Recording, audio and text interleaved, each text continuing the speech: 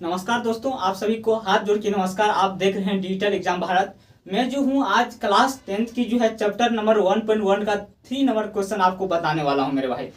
और ये क्वेश्चन बहुत इंपॉर्टेंट है। ये आपके एग्जाम में बहुत ज़्यादा करके पूछा जाता है, आप सभी जानते ही होंगे। क्योंकि आपको स्क्रीन पर क्वेश्चन दिखाई देता होगा, मुझे तो स्क्रीन पर क्वेश्चन दिखाई नहीं देता है, इसीलिए मैं क्वेश्चन को थोड़ा सा लिख के लाया हूँ मेरे भाई। और आप क्वेश्चन स्क्रीन में पढ़िए। अगर आप पहली बार अगर मेरे वीडियो को आप देख रहे हैं तो चैनल को जरूर सब्सक्राइब कर लीजिएगा मेरे भाई। काहे कि इस चैनल के माध्यम से आपको अच्छा जो वीवीआई क्वेश्चन होता है, अच्छी टॉपिक आपको बताया जाता है। इस चीज़ों को आप जरूर ध्यान में रखिएगा। आइए मैं चलता हूं, आपको पहली यानी कि तीसरी नंबर क्वेश्चन 1.1 का बताने वाला हूं, जो कि आपको स्क्रीन पर दिखाई देता होगा। आइए मैं बात करता हूं तीसरी नंबर क्वेश्चन क्या है। आप पहले तीसरी नंबर क्वेश्चन को स्क्रीन पर जो पढ़ लीजिए एक बार, जिससे आपको समझ में आए। क्वेश्चन है, किसी परेड में 616 सदस्य वाली एक सेना की टुकड़ी को 32 सदस्य वाली एक आर्मी की बैंड के पीछे मार्च करना है। तो दोनों सदस्य को समान संख्या वाले स्तंभों में मार्च करना है। तो उन स्तंभ की अधिकतम संख्या निकालना है मेरे भाई। तो मेरे भाई मैं यहाँ लिखूंगा कि हल लिखूंगा। उसके बाद मैं बात करता हूं, आपको क्वेश्चन में दिया हुआ है। क्वेश्चन में मेरे भाई दिया हुआ है, परेड में सेना की परेड में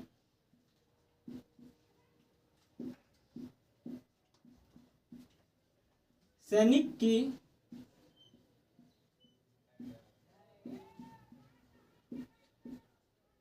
अधिकतम संख्या 616 है मेरे भाई। इस चीज़ों को आपको याद रखना है, यानी ध्यान रखना है कि आप क्वेश्चन में भी आपको दिखाई देता होगा कि परेड में सैनिक की अधिकतम संख्या 616 है। जी हाँ। उसके बाद में बात करूं तो एक सेना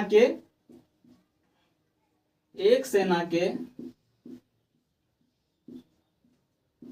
सदस्य की संख्या, एक सेना की सदस्य की संख्या कितनी है मेरे भाई? 32 है। मैं बात करूं, परेड में अधिकतम संख्या 616 है और एक सेना की सदस्य की संख्या 32 है मेरे भाई। यहां मैं बात करता हूं, आपको पहली क्वेश्चन जो आपको बताया होगा 1.1 का, वहां यूक्लिड विभाजन एल्गोरिथम का मेथड का जो है प्रयोग किया गया था। चूंकि मैं इसी विधि से मैं इसको भी सॉल्व करूंगा, इस चीजों को आपको ध्यान रखना मेरे भाई, उसी मेथड से। तो चूंकि मैं यहाँ लिखूंगा, चूंकि 616 ज्यादा है मेरे भाई 32 से, ये चीजों को आपको दिखाई देता होगा। जी हाँ, आपको ये चीज दिखाई देता होगा मेरे भाई। तो यहाँ पे मुझे लिखना है ए बराबर ज्यादा जो है, ज्यादा क्यों कौन है इसमें दोनों में? 616। और बी बराबर मुझे लिखना है 32 मेरे भाई। इस चीजों को आपको याद रखना है और ध्यान से क्वेश्चन अकॉर्डिंग जो है, क्वेश्चन अकॉर्डिंग ही मैं लिखता हूँ। आप क्वेश्चन को पढ़ के इसको आप समझ सकते हैं। वही जो ज्यादा है, ज्यादा की जगह पर मैं ए माना हूँ ज्यादा को, और कम को 32 माना हूँ, यानी कि 616 और 32। यानी आप देख सकते हैं यहाँ पर दिया हुआ है। तो यहाँ मुझे लिखना है मेरे भाई, यूक्लिड विभाजन एल्गोरिथम। यूक्लिड विभाजन एल्गोरिथम का जो मेथड है आप सभी जानते हैं, ए बराबर BQ+R। ये चीज आप जानते हैं, जो कि पहली क्वेश्चन में भी आपको बताया गया है। जहां मेरे भाई, जहां आप यहाँ लिख सकते हैं 0 है जो मेरे भाई R के बराबर, या 0 से R बड़ा ही होगा हमेशा, और R जो है मेरे भाई 20 से हमेशा छोटा होगा। ये यूक्लिड विभाजन का एल्गोरिथम का मेथड है, इस नियम को फॉलो करता है मेरे भाई। तो मैं बात करता हूँ ए का मान क्या है। यहाँ पर आप देख सकते हैं ए का मान क्या माने है, 616। यहाँ लिखना है मेरे भाई 616 बराबर, आप जानते हैं यहाँ रफ किया जाता है, जो आपको मैं रफ करके दिखा देता हूँ। यहाँ पे रफ करके मैं आपको दिखा देता हूँ, जो कि रफ मेथड से ही आप एलसीएम निकालिएगा। 616 यहाँ अगर रफ कीजिएगा आप तो 1 पर पहाड़ा पढ़िएगा तो 32 आएगा, और 32 आएगा तो यहाँ आप लिख सकते हैं मेरे भाई कि 9, और यहाँ 2 लिख सकते हैं, यहाँ 6 आ जाएगा। आप देखते हैं यानी कि आ जाएगा। उसके बाद में आप फिर पारा पढ़ सकते हैं, 9 बार 32 को पढ़िएगा तो 288 करीब आ जाएगा, और यहाँ 8 आ जाएगा मेरे भाई।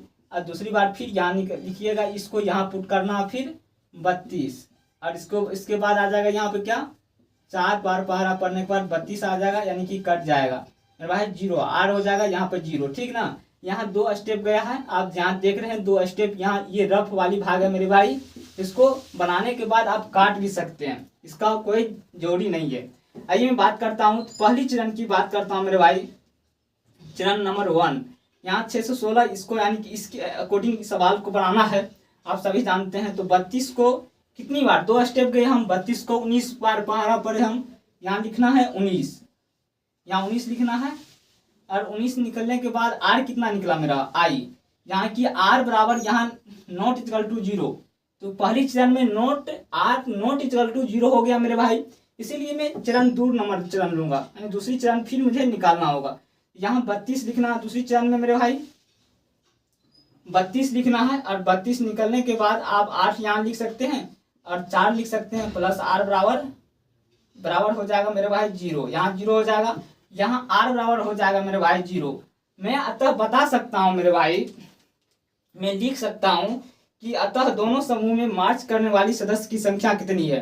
दोनों समूह में मार्च करने वाली सदस्य की संख्या की बात करूँ मैं, तो हो जाएगा मेरे भाई कितना, अतः यहाँ मैं लिख देता हूँ मेरे भाई, यहाँ लिख देता हूँ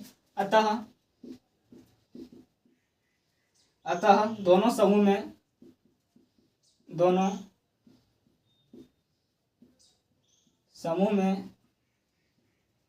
मार्च करने वाली सदस्य की संख्या बराबर 8।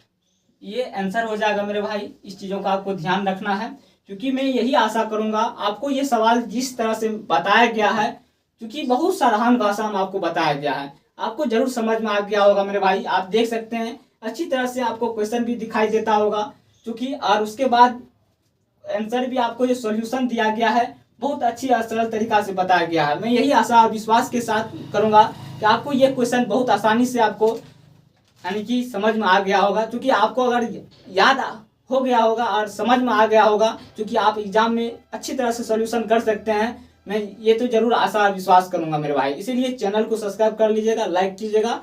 इस चैनल के माध्यम से बेहतर कॉन्सेप्ट आपको प्रोवाइड किया जाएगा। यहीं पर वाणी को मैं विराम करता हूँ। जय हिंद, जय भारत।